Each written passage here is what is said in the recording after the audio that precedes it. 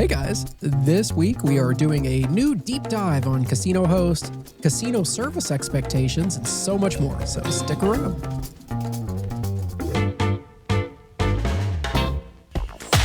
Welcome to the Crap Vegas Podcast. Vegas, here we come. Vegas! Here are your hosts, Chris and Josh. Hello everyone and welcome. It's episode number 99 of the Crap Vegas Podcast. I am Chris, he is Josh, and we are almost there, Josh. We are almost to the pure angel number. We are, and I saved my best voice for this show. You sound like crap. The reason, Chris, I'm not sick or anything like that. Yep. I was fortunate enough to have gotten a ticket to the NFC Conference Championship game this past weekend as we record between the Seahawks and the Rams. And I had a coworker sell me the ticket at face value.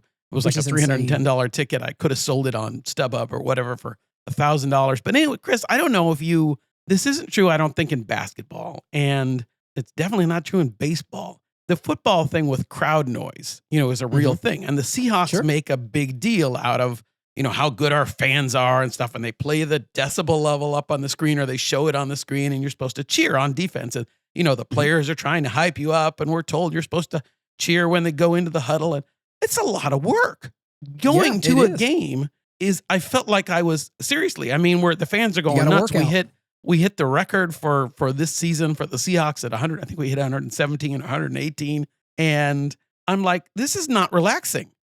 I feel like I'm participating in a stupid football game.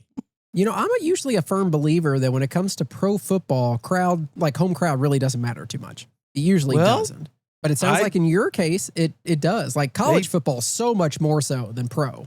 Yeah, probably. But you hear the people talk about coming to Seattle, and I think that's true with Kansas City too. It's like it makes it hard, especially on offense. But anyway, so that's where my voice went. We're now several days past, but my voice has not recovered. Hey, but the good news is you went to the game. It was a terrific game, and you walked away with the W.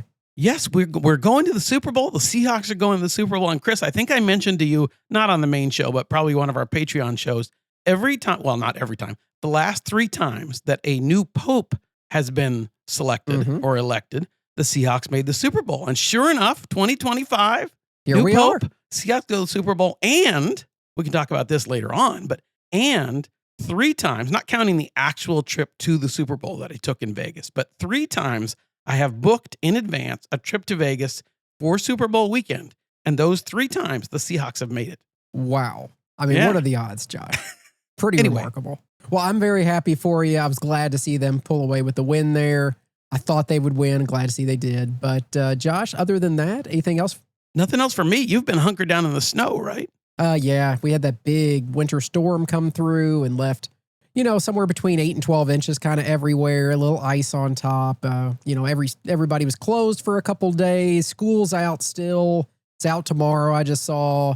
Maybe we'll get back by Friday at this point. It's the bad part is, Josh, it was all the snow and ice, and then the high temperature this week is like 15 every day. Oh, so nothing's melting. Nothing's melting. They plowed it and pushed it to the side of the road, so you just have massive snow drifts and banks everywhere, and it's just, not great, but you know what? We will make our way through it eventually. There you go. We've had cold, but we haven't had any moisture. It's just been sunny and cold around here. Lots of good stargazing. Yeah, no, for sure. Okay, Josh, with that said, let's go ahead and tell people how to get a hold of us. Better you than me. You can send us an email. That's podcast@crapvegas.com. You can join us over on our Facebook group. It's crapvegas.com/Facebook. You can find us on Twitter. X. He's at Vegas Duffy. I'm at Small Whale 13, or the show page is at Crap Vegas. Or we would love to have you join us over on Patreon. That is patreon.com/crapvegas. Free trial, tons of free content on there to check out. Make sure you like it, but just an awesome place to come support the show. Ad-free? Ad-free, that's right. Yeah. Previous episode feedback. We got an email from Mary in Arkansas. She said, loved your episode about casino superstitions. I never thought I was a superstitious person until I found a love for gambling. My biggest superstitions are mostly at the craps table, and you guys hit a lot of them. The only thing I will add is people who buy in with $50 bills. As soon as I see it, I color up and walk away. Just never had any luck when those were introduced. Thanks for all your hard work, Mary. Well, Mary, you're absolutely right. That is a common superstition. And it's not one that bothers me, but at the same time, I'm certainly, every time I see it now, maybe it does bother me. Like, I don't think I knew about it until I knew about it, if that makes sense. Yes, exactly. Like if you'd never heard about it, you'd be like, oh, the guy's just buying in using $50 bill. But now you're like, whoa, $50 bills, bets off. Who does that? Right. Exactly. Well, I told you, Josh, there was a point when I used to go to ATMs and it would give me 50s instead of 100. Yeah. And I would take it straight to the cage and change it.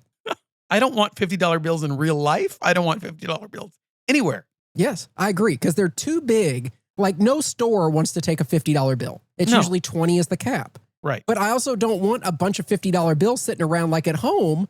I'd rather have hundreds. They take up less space. They're easier. So yeah, the 50 is just kind of worthless. Now, what you should do, though, is go someplace like where they have, millennials working or Gen Alphas or whatever the youngest people are that can work now and give them 50-cent pieces. Oh, yeah. They See would what love happens. that. Like maybe gold coins, like for $1, Right. We have those in our vending machine at my office. So if you put in a 5 and you get change back, it gives you the dollar coins. Oh, wow. And yeah, people don't even like that. I didn't even know we had dollar coins. Oh, we do. Yeah. Now, let me ask you this, Josh. Do you ever think that the U.S. will put out a bigger bill again? Like a $500 bill or a $1,000 bill? I mean, bet with they will. inflation, I bet we will at some it's point. needed. Yeah. It's just but inevitable. It just, they're always so reticent to do it because of, potential fraud and, Right. All that stuff. all that Yeah. stuff. I So bet we will at some point. I was just curious. We received an email from Steve. Steve said, good episode, bros. I play a lot at my local casinos in Washington. Ooh, maybe Josh, you've seen him. He's here. Yeah. And the biggest pet peeves I have, all the people who smack the buttons on the slot machines or rub the screens during bonuses. I honestly would like to know what they are smoking to think that it helps. It's annoying. We need to collectively reject these players and shame them. Follow-up question, what are your thoughts on players counting their money at the table? Steve. Well, Steve, good questions. And, we make fun of button slappers and screen rubbers and all that stuff. At the same time, I'm just, as Chris is reading your question, I'm thinking to myself, I occasionally will give I don't know how to make this come across on a podcast, but I'll give a little wiggle of my fingers at the screen as the bone, as a, like trying to cast a spell on it or something, right? Like, is that really much different than, those? So I get it. It's annoying. Wiccan Josh is coming through with his magic. Right. When people do it, you're kind of laughing at them and stuff. As for counting the money at the table, that doesn't bother me. It depends. I mean, what are we talking about? Are we talking about a guy that's like got checks in front of him at a blackjack table and he's breaking them down and counting them nonstop or something? I mean, I just try to put my money in a way on the rack so that I can see exactly how much I have at any given time without really having to like put it in my hands or I'll count it without counting it. Yeah, I do that same thing. Now, and Josh, the one thing I do hate about the button slappers, though, those are the people that break all these buttons on these things. So like when we go to play video poker and one of the buttons doesn't work, it's because it was one of those people smacking it. And quite frankly, those screens and stuff are super gross. So I don't think I want to put my hands on them any more than I really have to. Well, at least we don't have coins anymore. Going back thank to the God. coin. I mean, you remember how dirty your fingers used to get? Well, God, they still do when you're at a craps table. It reminds me of Josh of during COVID. When we were like washing the dice between shooters, but we were passing chips back and forth the whole time. Oh, yeah. How did that make sense? There's a lot of rhyme or reason to that. Yeah, 100%. We also got a message from Ace Boone over on the CV Facebook group. Ace said, listening to the latest episode on myths and superstitions and your comments about table limits reminds me of a recent experience where I found myself at the end of the table where everyone around me were playing all the center action, hot bets, horns, high-low on every roll. It was a $10 table limit. It actually became very irritating after a while. I've been at tables with lots of center action and realized I had never been in the middle of it. It gave me a different perspective on why it's helpful on having higher limits on different tables and why casinos in and around Philly have $5 minimum on all center action. Fortunately, it was a Saturday night and they opened a second table. First chance I had to move, I did. This was my local casino. It definitely changes the atmosphere and having to become a lot more aggressive in getting your bets in and making sure your bets are where they should be.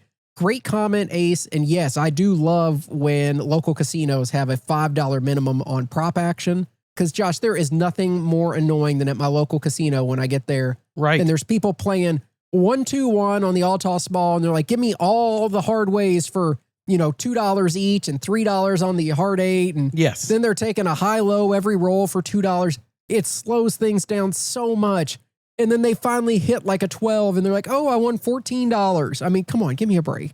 Yeah, that's absolutely right. It kind of going back to what you said, Ace, and what we said on the episode. That's part of the reason people, if you're playing at a higher level, you want to play at a higher level table, is hopefully those bets are capped. Boy, my voice sounds good.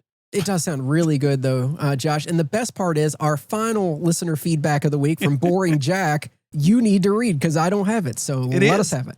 Here we go. Boring Jack says, Boring Jack, by the way, I've decided that Handy at the Shandy is a spinoff of Crap Vegas because Boring Jack was on this show first. So we have a spinoff show. Anyway, Boring Jack of Handy at the Shandy said, this isn't a Boring Jack umbrage alert. He said, it's just misinformation we gave. Oh, okay. What we got? Jack was very disappointed in my use of the law of large numbers to justify the gambler's fallacy, and disappointed in you, Chris, for not talking me out of it. Jack says, no, it's not going to average out. If I flip heads 4 times and then do another 9,996 flips, we expect the average outcome to be 5,002 to 4,998 in favor of heads. 4 ahead, just like when we observe the anomaly. Here's the thing, Jack. I agree with you, but at the same time, I think anybody, especially anybody that's a KCS patron, knows I rarely pay attention to what Josh even says. I usually just tune out completely when he's talking, and then I'll jump back in when I see his mouth stop moving. So yes, you are probably right with what you're saying, but at the same time, I rarely listen. And to the content of your point, Jack, your point is well taken, even with me, although I'm not sure I believe it. Okay. Sounds a little superstitious to me, Josh. That's right. I still believe the law of large numbers will justify the gambler's fallacy. Okay, Josh, let's keep it moving. Josh, I was looking back at our history of shows that we have done. Last week reminded me even more so that there's a lot of topics that we covered the first couple months of this thing, and we just never really got back around to it. And we have so many new listeners that don't go all the way back, and we get all these emails saying, hey, when are you going to talk more about this? And when are you going to talk more about this? And we're like, we have, but I guess it's just too far in the past. Episode 2, right? Yes. You want to hear about Belterra? No, you want to hear about, where did you go? You want to hear about Encore Boston Harbor? That's episode 2. Josh and I's 6-day trip to Vegas with Crapless Craps. Go back to episode 6 or something. Right. Okay. So Josh, we said we need to go back and do an episode on hosts where we truly answer a lot of the questions that we keep getting over and over again. We've put them all together. So in this episode, we're going to break down what casino hosts actually do, who qualifies for one, how comps kind of work, and biggest mistakes players make when they're dealing with a host. Perfect. Okay, so let's start it off, Josh, with what a casino host is. And essentially, I'm saying a host is a relationship manager for gamblers. So to me, it is their job to retain profitable players, to encourage us to come back again once we've been there, to smooth over our really bad trips with maybe some more discretionary comps or a big bump for the next time that we come. I see them, Josh, they're somebody that they're here to help us, but at the end of the day, it's a business relationship. Yes. And we should point out, hosts are not always, if you see titles, you won't always see host. You might see executive host, but you might see player development. You might see, what are some of the other things you'd see? Executive, marketing, somebody or other. Yeah, I think anytime you start getting big buzzwords along with marketing, development, or host, you're probably all in the same exact area. Every company calls them something differently so they can pay them differently. And then once they've been there for a long time, they become like a vice president or a regional manager or something along those lines. Like they're the assistant to the regional manager at Dunder Mifflin Scranton. That's just stuff like that. They have different titles, but at the end of the day, they're player relationship managers. And their job is to get you back and keep you spending more. Yes, because at the end of the day, let's talk about that, Josh, how hosts get compensated.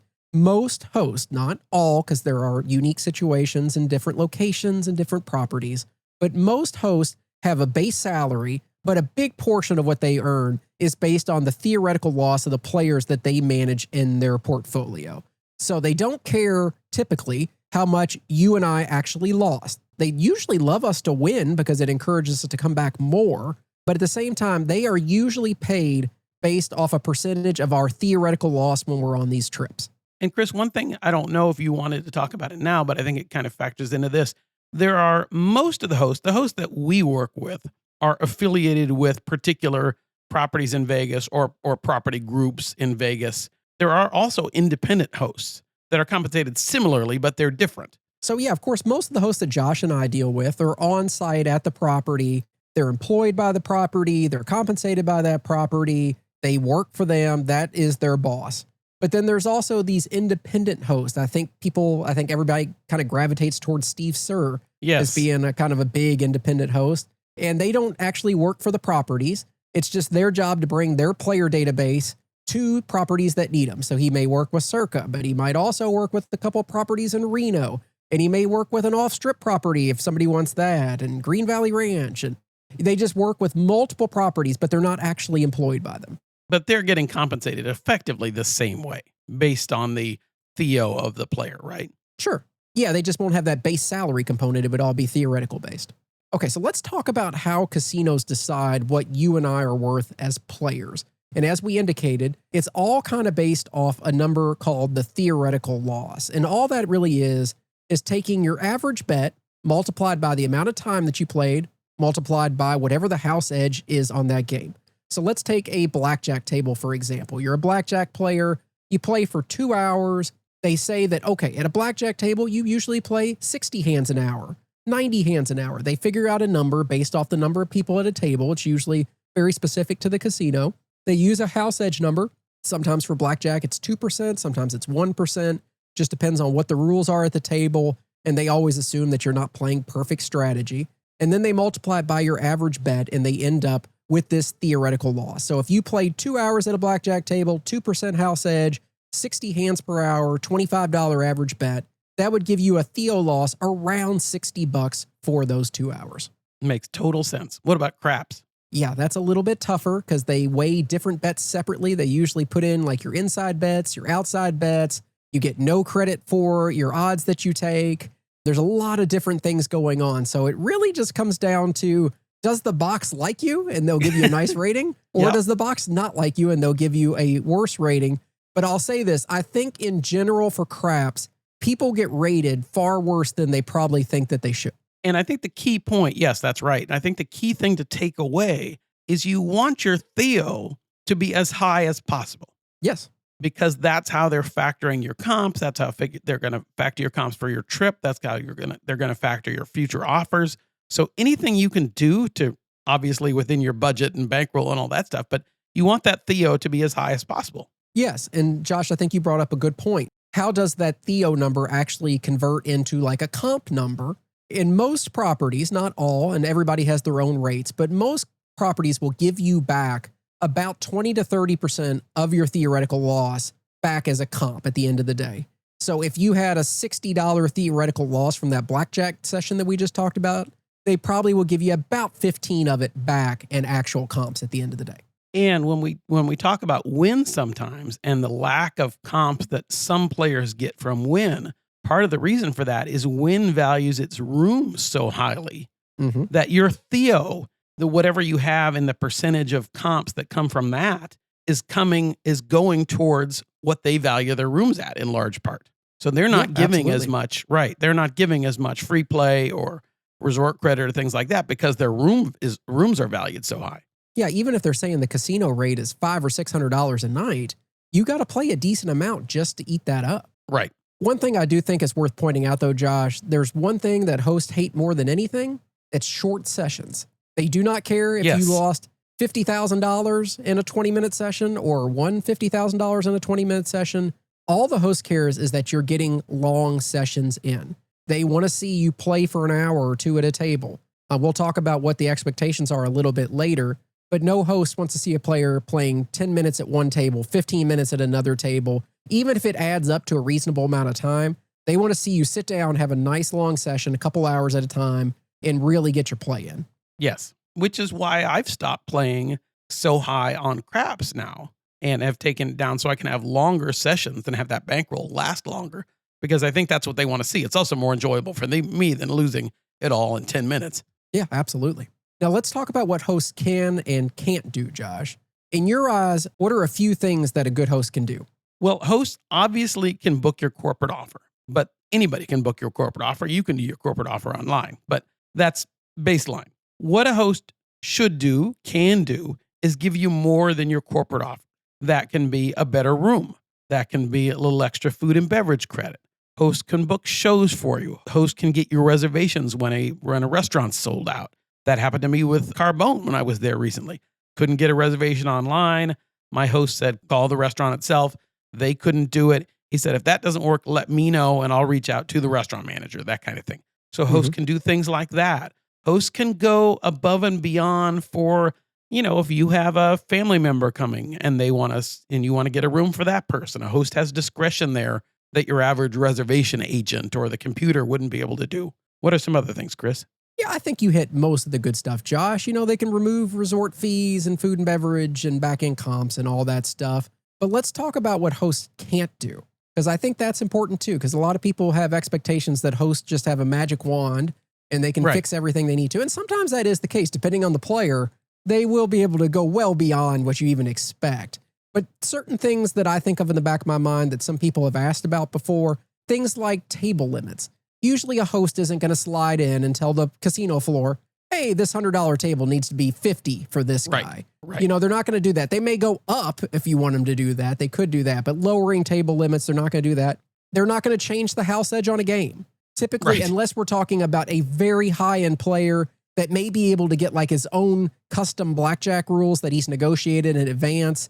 For the most part, like if you're walking up to a craps table as a high-limit player, I don't care how big you are, you're not getting some special payout on a certain bet. Right. Now, one thing we should say as we're going through this, if you are the top of the top, like if you get flown in on a private jet, there are probably exceptions to everything we say. I think players at a certain level, the sky is the limit for what a host can do. But we're talking about, our experiences with hosts and kind of the average host. And no, they can't. They're not going to raise a table limit. They're not going to do those kind of things. They can't do those things. I agree with you, Josh. And more importantly, Josh, I don't think they're going to be able to work any miracles for low theoretical players. I think some people will get in their mind that a host can come in and do a lot more than they really can. If you aren't earning the comps, they don't have them to give you. At the end of the day, you are a number on their screen, and there's only so much, wiggle room that they have in these situations. Yeah, totally. And my just generic comment that I always have when it comes to comps, Josh, and host and all that stuff, front-end comps, that's all marketing. That's all that is. But back-end comps, those are what are earned. Yes.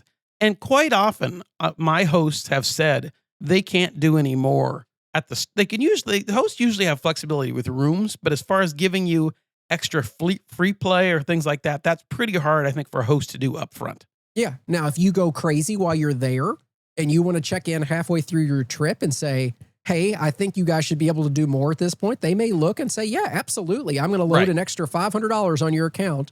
Right. They can do stuff like that. But yeah, they're never going to go crazy before you even get there, because that could burn them at the end of the day. Yep. Okay, so let's talk, Josh, about who actually gets a host. It's always a lot easier for slot players than it is for table games players. Well, I think we've talked about that before. For slot players, it's all coin-in based. You can get to the levels they want to see much quicker. For table players, you got to have higher minimums, longer sessions. It can be more costly as a table games player. It definitely can. It doesn't really matter for slot players because it's based on coin-in, which I guess technically table games is too based on coin-in. But for a slot player, we get asked if it matters, does it matter if I play $3 a pull? Does it matter if I play $30 a pull?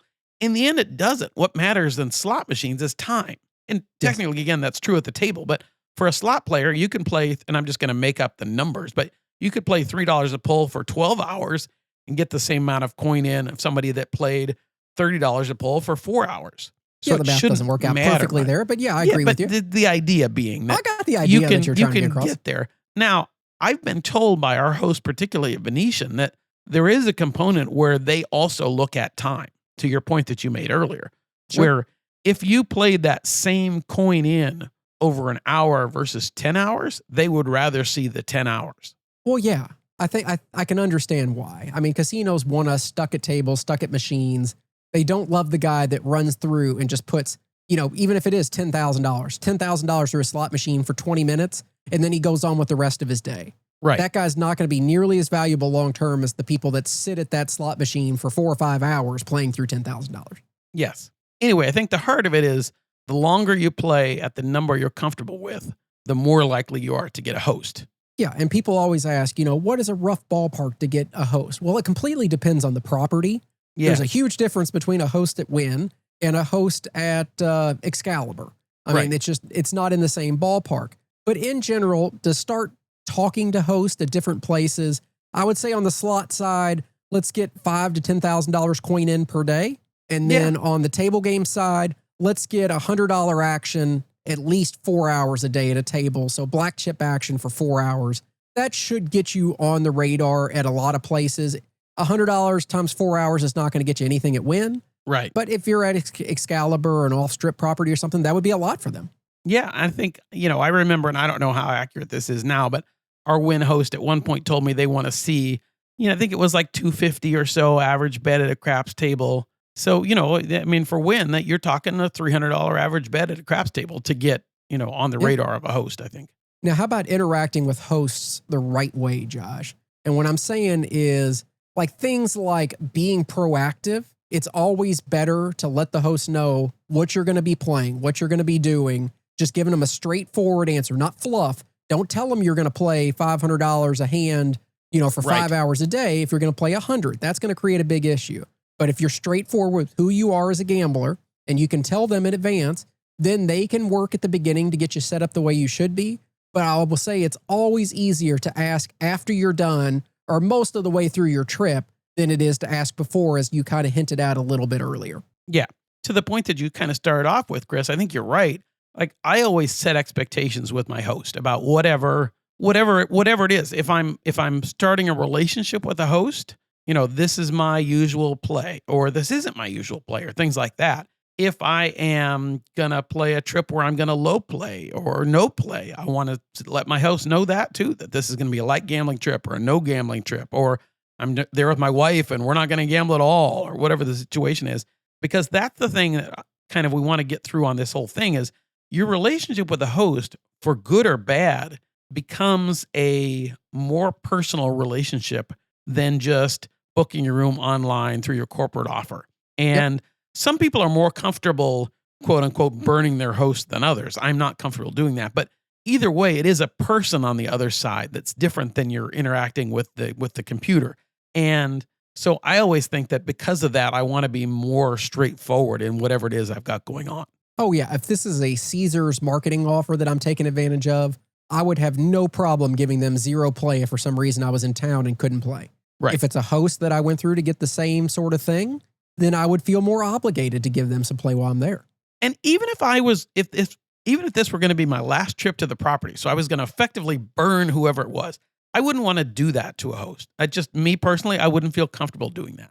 Well, and I'll also tell you, Josh, you got to be careful because if you're in the level where we are, where we Good constantly have hosts, they move. Yeah, and that's somebody true. that you thought may be out of your life may pop right back up in your life. I mean, you could have a host, say at Aria, who you didn't like, and so you burnt them at the end. And then next thing you know, they're your host at Venetian. Yes. It happens. These people, and not to mention, they all know each other and they all talk. Yeah. Oh, yeah. And if you look, like my host is friends with so-and-so on LinkedIn or whatever they are. Yeah. Connections No, they on all LinkedIn. know each other. So word will get around if you're that person. So it's better just to treat everybody with the respect that they deserve. And it does come with the downside. Like I can't do, I can't double book a property as easily if I'm going to do a host. I can, but I feel, that I want to give the property its action because I've worked with this person, that kind of stuff. Yeah. And just general rules, I would say, one casino is always better than spreading it around to multiple casinos if you're talking about from a host perspective. If you're going to Vegas and you truly want to maximize what you can get out of a host, you need to target your play into a single property. If it's an MGM thing, then yeah, you can get away with playing at a bunch of different MGM properties and you'll get credit for it all. But I wouldn't recommend like giving a third of your play to MGM, a third to Caesars, a third to Venetian. That would be silly. You're just shooting yourself in the foot. You do need to consolidate. And loyalty, more than anything, I feel like, Josh, matters. Instead of like having just one big trip you gave them, I think they'd rather see the guy that comes every 2 to 3 months so they really have a pattern and know who you are as a gambler. I think so too. So let's talk about some of the pitfalls people fall into, Josh, when it comes to host. think a big one, and we've even talked about it on the show many times, is chasing the comps instead of the actual value of what you're getting. I mean, we'll play longer at a machine than we should because we're trying to get, our numbers up, and we do that all the time. We're way ahead for the trip, so we'll just play through it to really get our Theo up for next trip, even though we should just pocket that money and walk away. It is the biggest hard part for me, I guess is the best way to say it. It is there. I want so much to play, 50 cent 3-line Ultimate X instead of $1. But then I'm worried about it hurting, what my free play going to look like? Is my host going to give me the nice room that I get? That kind of thing. Yeah. And it's like, now I have my host that gives me the ESS room at Venetian Palazzo, which is not my corporate offer. Going back to the point we made earlier, that is something that's over and above my corporate offer that she does for me every trip. Yep. Like, would she do that for me if I started playing, taking my video poker play in half, basically? But I think what's important though, Josh, is what is the value of that room over the base room you would have got anyways? Is it $200 more a night, but it costs you $5,000 an extra play to get it? Because there always is the option that you can just ask the host, can I pay to upgrade? And 90% of the time they will tell you yes. Yeah. I can't tell you how many times I've stayed at Wynn, and I would ask for randomly if there was a suite available, and he would say, I can't do it, for you comped, or I can give you one night comped out of the 3 you're coming, but it would be X dollars for the other 2 nights. Exactly. So they will do that. And most of the time that's going to be a hell of a lot cheaper than the play required to get it. Well, going to Vegas is going to be a hell of a lot cheaper if you just buy everything and don't gamble. Oh yes, I agree 100%. But that's not the theme of this show. A couple other big mistakes that gamblers make a lot in this area. And we talked about this a little bit, short sessions with high bets. The hosts don't want to see a 10-minute session where you bet through the roof and had a $5,000 average. They want to see you playing for hours at a consistent rate, because anybody can jump in and out one time at that level, but can you do it consistently and play at that level? That's what they want to see. Also, players, they don't always charge everything to the room, Josh. That is a big mistake. You should charge every penny you possibly can to your room folio, because then you can ask at the end, is there anything you can take off? And the more that's on that folio, the more they have available to them to work with. And that is absolutely, we talk about benefits of a host. I think back-end comps are probably the biggest benefit that a host can give almost, every average player that has a host. Yep. You ask at the end of the trip, is there anything you can do? Would you please take a look at my folio? I send an email or a thank you text, whatever it is, every time to my host saying, thanks for the stay. When you have a second, could you take a look at my folio and see if there are any charges you can take care of, or whatever, that kind of idea. Because depending on your play, you may get all of your charges wiped out, with the exception usually of tips and some things like that, but taking care of everything. And you don't know unless you ask. Some hosts will do it proactively. Some of mine do. Most of them tend to do it. The good ones will, especially for their regular players, but always ask. And if you don't have a host, this applies too. Go to the host desk at the end of your trip. Absolutely. Because the worst they can say is no. Right. You might get a host, but you might also have the person say, let me take a look at your folio. Hey, I can take off $30, whatever it is. It's better than nothing. Right. And then I think the final thing, Josh, and this impacts table games players more than slot players, but thinking that losses equal entitlement. How much we lose, especially as a table games player, really has no effect on what our comp value looks like to the property. And you and I know this better than anybody, because especially the way we play craps, we could easily lose $5,000 in 5 minutes. Yes. And from the host perspective, they will say there's absolutely nothing I can do with that. It earned no value for you. It didn't earn anything for me. It's just a waste of time. Now, on a bigger scale, as someone that just looked at his 2025 win-loss statements for tax purposes, I thought, how in the world could I have lost that much money and gotten so little from my host? I think that's the same result that a lot of people have at the end of the year, Josh. I know I've looked back at some of mine before, and you see these large 5-figure losses, and you're like, I didn't get anywhere near that kind of value. Right. And before we wrap up, Josh, why don't we also just mention to people quickly how they can get a host if they don't have one? Yeah, and I think that's a question people ask a lot, especially newer players. And there's, Chris, I think you and I there's different ways you can get a host. There's all sorts of different ways you can get a host. The easiest way that people get hosts these days, I think, is really a host will email you. You're set up and you're in the MGM system or Caesars or whoever, and you'll get a nice email from so-and-so saying they've been assigned as your host. And that's probably the most common way now. When I was at M Resort for Zork Fest, the host came and introduced himself, found me at the video poker machine, me and James, and introduced himself and said, I'm a host, gave us his card, said if there's anything you need, help me out. I'll take a look at your folio before you leave, that kind of thing. So a host can, if they see you've been playing at that property long enough that you popped up in their system, they've got some sort of algorithm that triggers for them, they will come and find you on the floor and introduce themselves happily to you and want to be of service. I have also, on more than one occasion, used LinkedIn or Google or whatever and actually reached out to a host. When I'm going to a property and it's a brand new property for me, I want to have that host relationship before I even set foot on the floor. And so I'll look them up. I'll find somebody on LinkedIn, find somebody in Google, or oftentimes I'll ask Chris if he's familiar with that property or whoever.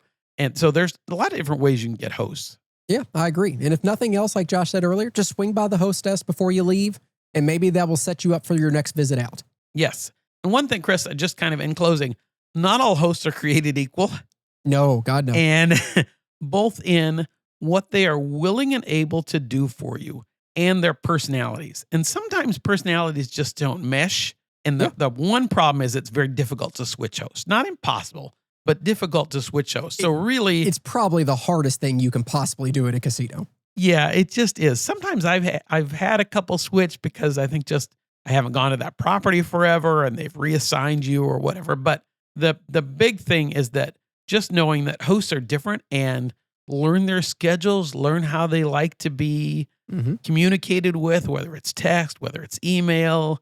You know, sometimes people ask about, should you tip your host? And that's a kind of a different topic. But, you know, if you want to try and play around and see if that gets you anything, you can always try that. Does that get you anything more for next time? There's different ways to work with your host to see, are they willing to go above and beyond? And Josh, I think we should talk about that on a different episode. But in general, at least in my experience, I have found that tipping hosts gets you effectively nothing. Yes. I think we're not saying you shouldn't do it. I'm not saying you shouldn't do it, but I'm saying at the same time, don't expect anything in return.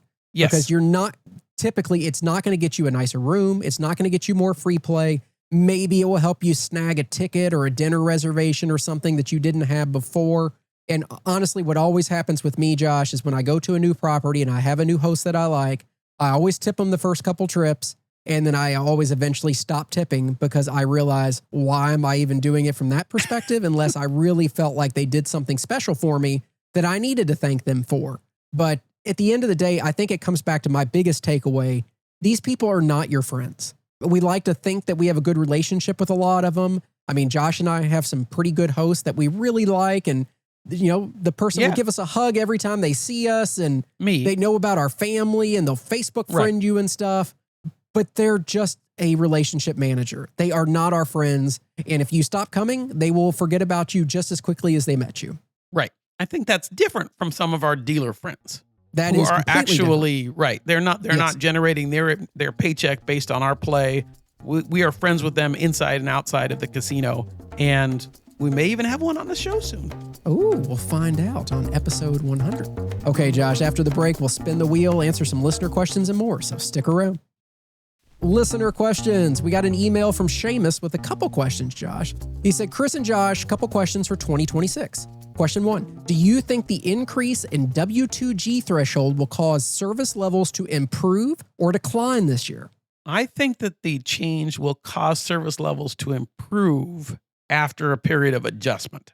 I mean, what I'm hearing now is that some places, not necessarily Vegas, although I've kind of heard anecdotally even in Vegas too, some of the places haven't switched over yet. They're still stopping the game when you hit the 1200 and they won't give you a W-2. They recognize that, but they have to come and reset the machine or, you know, that kind of thing and pay you. And so I think there's a period there where it's going to slow things down, but I think it will eventually improve service levels because you won't have to wait. The only thing I worry about, Josh, is this is obviously going to result in certain service staff being fired.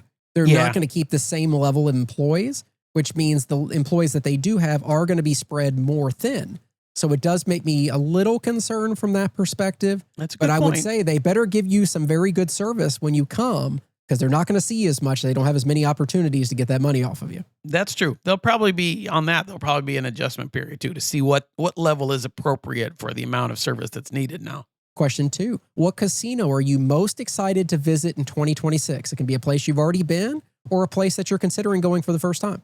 Boy, that's a good question. If I can do it, I'm excited to go to Atlantic City. I don't know what casino in Atlantic City. And then, of course, there's Belterra in Kentucky. Well, I guess it's Which not you will Kentucky. be at It's soon, Indiana, 'cause right. You have But, now lost CVFFL. In Vegas, I think it's staying. I've been to it before, but it's staying at Circa. I'm Okay. excited to do that. I hope it happens in 2026. And see, for me, Josh, it's all win. I haven't been there in a long time. It's been almost a year, it feels like. I can't wait to get back there and see the cruise that I love so much. Question 3, Josh, he said, if you could only play one table game, but live craps tables were eliminated, what game would you find yourself at? Maybe Pie Gal? Maybe? That's too boring. Yeah. Boy, that's a good question. I feel like I'd become addicted to some like weird carnival game. Yeah, that has I was going to say crazy that too pays for and- the action, Yeah. Ultimate Texas Hold'em or whatever. I don't know. Yeah, just one that's of those probably games. where I'd end up too. Okay. Thanks, Unfortunately. Seamus, for all your questions. Yeah, thank you. We got an email from Cynthia. Cynthia said, hello, I just found your show a few weeks ago and I'm trying to work my way back through your catalog. I apologize if this has already been asked. When planning for an upcoming Vegas trip and when you first arrive, what are you most excited about? What does your first hour look like when you arrive at the hotel? For me, I'm always most excited when I get off the plane and then it slowly fades as the first day goes on. I joined your Patreon this week, so can't wait to listen to all those episodes as well. Thank you, Cynthia. Well, Cynthia, thank you. It kind of depends. For me, it used to be, and I'm trying to wean myself off this. It used to be the first meal I was going to get.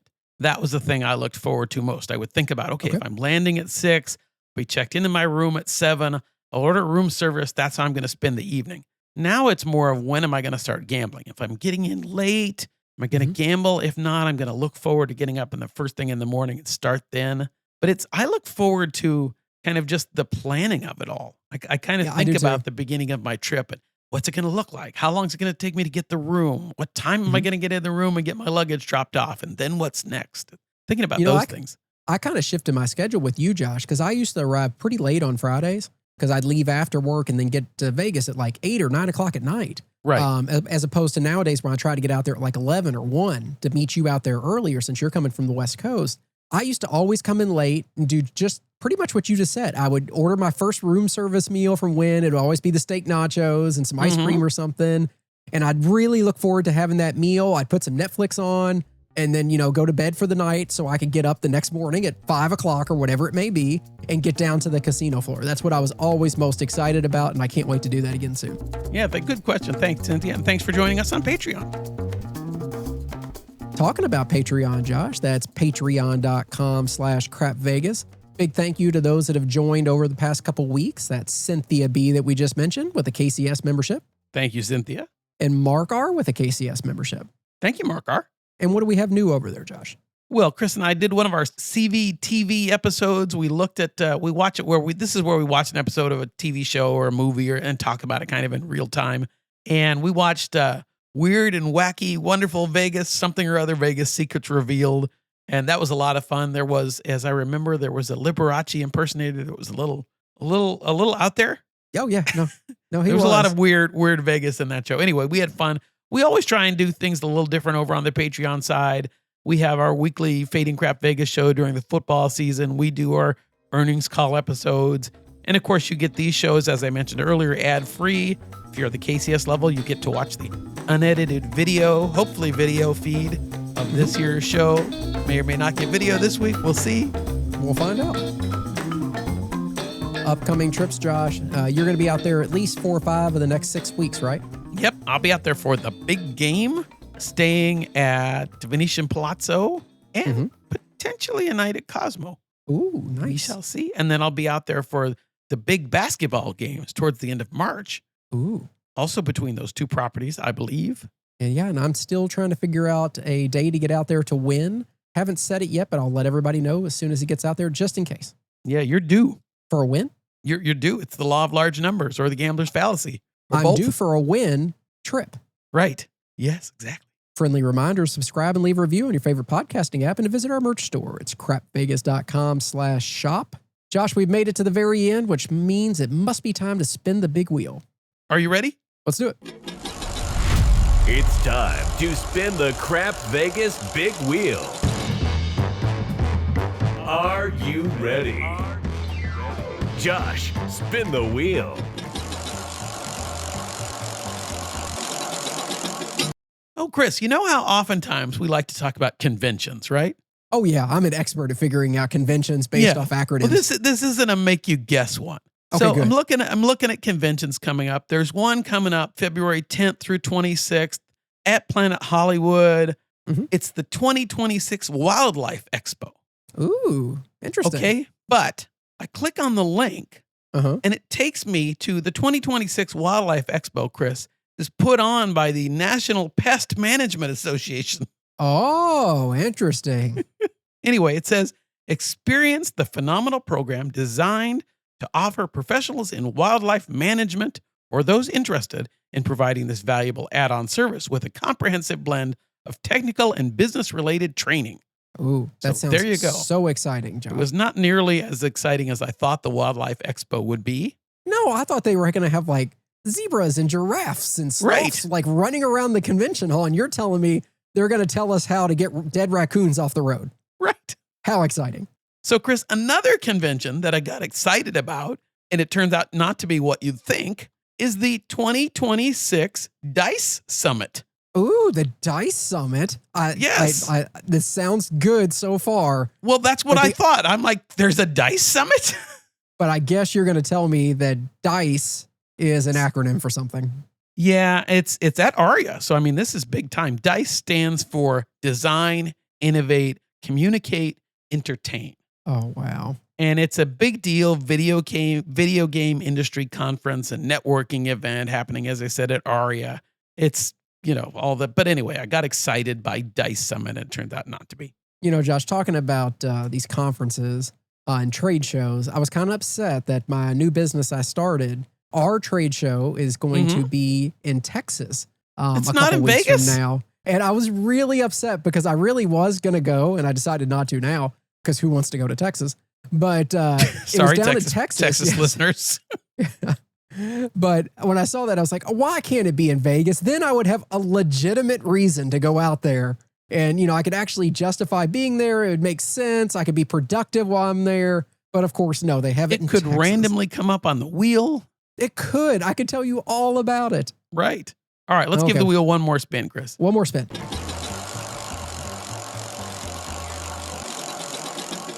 Oh, Chris, you like to play in poker tournaments, don't you? 20 years ago, yes. You should go and play in Planet Hollywood's poker room. I think I better, It's Josh, newly because I'm running out redesigned. of time. You saw that too?